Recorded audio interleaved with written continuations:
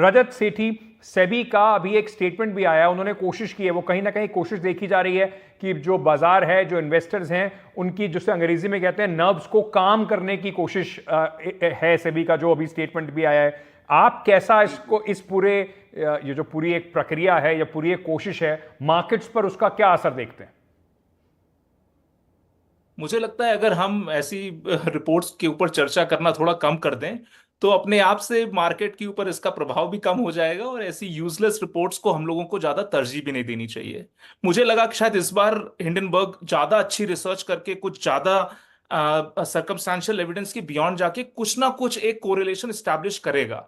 मैं हैरान था इसमें, मैंने अपने जीवन के आधा घंटा बर्बाद किया इस रिपोर्ट को पढ़ने के लिए, और मैंने पढ़ के मुझे इसमें कोई फंडामेंटल पॉइंट ऐसा नहीं दिखा जिसमें प्राइमा फेसाई मैं ये स्टैब्लिश कर सकूं कि इसमें जो सेबी की चीफ हैं उन्होंने कोई ना कोई मैलिफाइड इंटेंशन के साथ इस जो इन्वेस्टिगेशन चल रही थी उसके ऊपर में इंपैक्ट किया। उन्होंने बात बोली रीट्स की, ले आते हैं दूसरी ब्लैकस्टोन कंपनी को जिसका कोई लेना देना नहीं अदानी ग्रुप से। दूसरी बार बोलते हैं कि अगर म्यूचुअल फंड में, जैसा अभी लॉयर साहब ने भी बताया, अगर मैं म्यूचुअल फंड में लगा रहा हूं, उसी म्यूचुअल फंड में अगर अदानी भी लगाए तो उसमें मेरी क्या गलती है।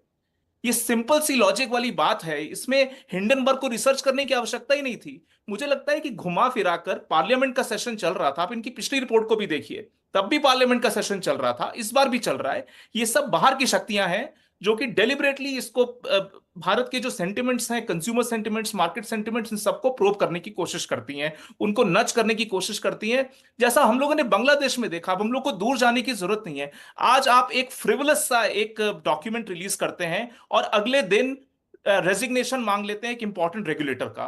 कल को तो आप प्राइम मिनिस्टर के ऊपर में भी कुछ बोल सकते हैं और उनको बोलेंगे कि नहीं, प्राइम मिनिस्टर हैं, जब तक कुर्सी पे बैठे रहेंगे तब तक जांच कैसे होगी, तो पहले वो कुर्सी छोड़ें। ऐसे बिना तथ्यों की अगर प्राइमा फेसाई स्टैब्लिश करना की दम नहीं है अगर हिंडनबर्ग की रिसर्च में, तब तक इस्तीफा मांगना, इस सब की बचकानी चीजों से विपक्ष को भी बचना चाहिए, ठीक है। क्योंकि उनकी खुद की क्रेडिबिलिटी भी लाइन पर लगी हुई है। आप किसी भी फॉरेनर्स के ऊपर में ऐसे नहीं उनके कंधों पे बंदूक रख के चला सकते हैं। अगर हाँ, अगर प्राइमा फेसाई कुछ भी केस स्टैब्लिश किया होता, मैं कहता हूं कि जरूर सेबी चीफ को रिजाइन करना चाहिए था ठीक और है उसकी एक निष्पक्ष जांच होनी चाहिए। बट मुझे जी। एक लाइन का तथ्य ये आप बताइए जो उन्होंने उजागर किया हो, जिसके बेसिस पे मैं बोल सकूं कि प्राइमा फेसाई कनेक्शन है।